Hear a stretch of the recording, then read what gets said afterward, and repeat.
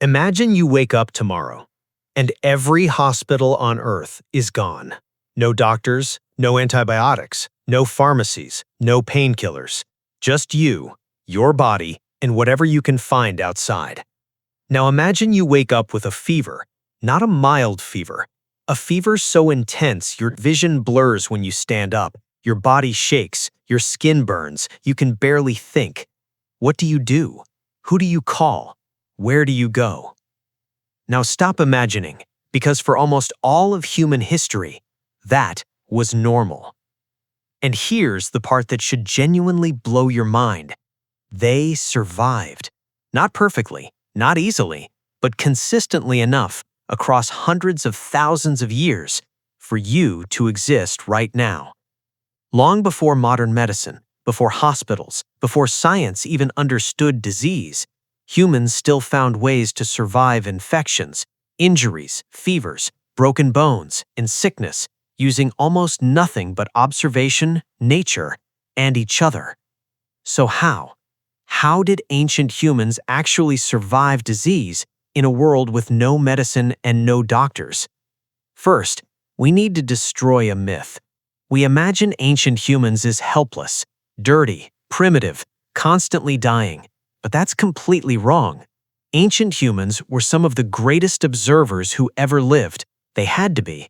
Their survival depended on noticing things modern people completely ignore: changes in water, animal behavior, the smell of infection, the color of wounds. Which plants soothed pain? Which plants killed people? And over thousands of generations, they built an enormous mental library of survival knowledge, not written in books, stored in memory, passed through stories, rituals, and experience. Before there were doctors, there were healers, and before healers had titles, there were simply people who paid attention. They watched how wounds changed over time. They noticed which fevers broke naturally. They remembered what happened when someone ate the certain root or leaf. And slowly, across thousands of years, they learned what worked, not through laboratories, through survival. Take willow bark. Ancient humans chewed it to reduce pain and fever.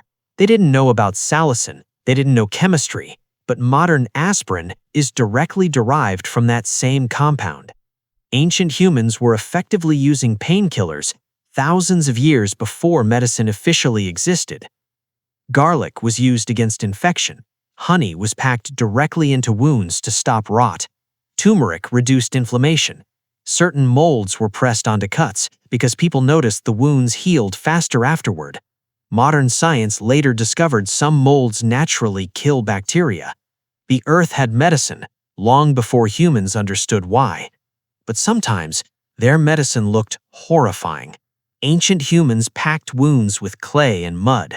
Certain natural clays actually kill bacteria by pulling moisture and toxins out of infected tissue. Moss was packed into wounds because it absorbs blood and slows bleeding. Ash from fire dried wounds and prevented infection. And in some cultures, maggots were intentionally left inside wounds because people noticed something disturbing. The wounds with maggots often healed better than the wounds without them. Modern medicine later discovered why. Maggots eat dead infected tissue while leaving healthy flesh untouched. Ancient humans discovered biological wound cleaning thousands of years before modern surgery. To them, survival mattered more than comfort. But here's the question nobody asks. How did they figure any of this out in the first place? The answer is fascinating. They watched nature. Ancient humans noticed that sick animals behaved differently. A wounded animal rubbing against a tree, a sick animal eating plants it normally ignored. Humans watched carefully, then experimented. Someone had to be the first person to eat the unknown berry, the first to try the strange root. Some of those people probably died, but the knowledge survived, passed forward, improved generation after generation. Every ancient remedy came from thousands of years of trial and error. Today, the second we feel discomfort, we try to shut it down. Fever? Lower it immediately. Pain? Numb it. Cough? Stop it. But ancient humans often saw things differently. A fever was not always the enemy. It was proof the body was fighting back. Modern science now confirms this. Elevated body temperature makes it harder for bacteria and viruses to survive. The body literally turns up the heat to defend itself. So ancient humans wrapped sick people in fur near fire, encouraging warmth and sweat. Rested completely during illness. No pushing through, no pretending to be fine. If the body said stop, they stopped. Some also reduced food during sickness. Modern research into autophagy now suggests short-term fasting may help the body repair damaged cells and strengthen immune response, something ancient humans practiced, long before science could explain why. But here's where things become shocking. Ancient humans even performed surgery, real surgery. We have discovered skulls thousands of years old with carefully drilled holes that later healed, meaning the patient survived. Imagine that for a second. Someone drilling into a human skull with a stone tool before electricity even existed, and the patient lived. Obsidian blades were sharper than many modern surgical steel tools. Certain plants acted as sedatives or pain relievers. Knowledge passed from healer to apprentice. One mistake could kill someone instantly, so they learned carefully, slowly, patiently. And ancient humans understood hygiene long before they understood germs. Ancient camps separated waste far away from food and sleeping areas, not because they understood bacteria, but because they noticed patterns. Camps with waste nearby made people sick. Camps with cleaner spaces did not. Sick people were often isolated from the group. Primitive quarantine existed thousands of years before modern medicine gave it a name. But here is the hard truth. None of this worked every time. Ancient humans lost people constantly, children especially. A small infected cut could become fatal. A tooth infection could spread into the bloodstream. Imagine watching someone you love die from a tiny cut on their hand, not because the wound was deep, but because nobody on Earth yet understood infection. That was the reality ancient humans lived with. And maybe that's the hardest thing for us to understand today. Not the pain, the uncertainty. There were no guarantees, no emergency rooms.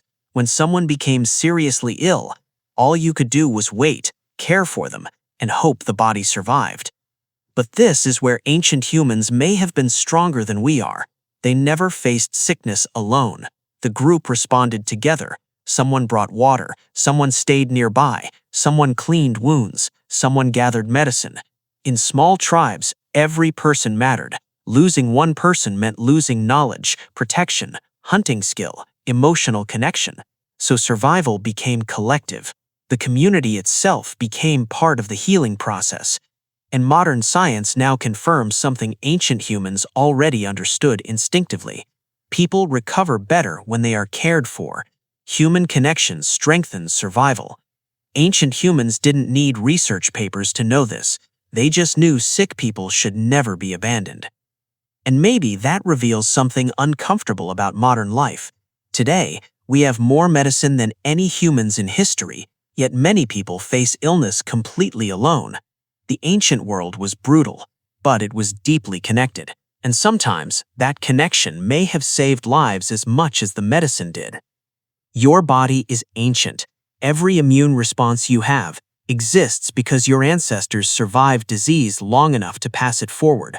The body you live in right now was built by survivors, people who endured infection, injury, starvation, winter, pain, and uncertainty without modern medicine.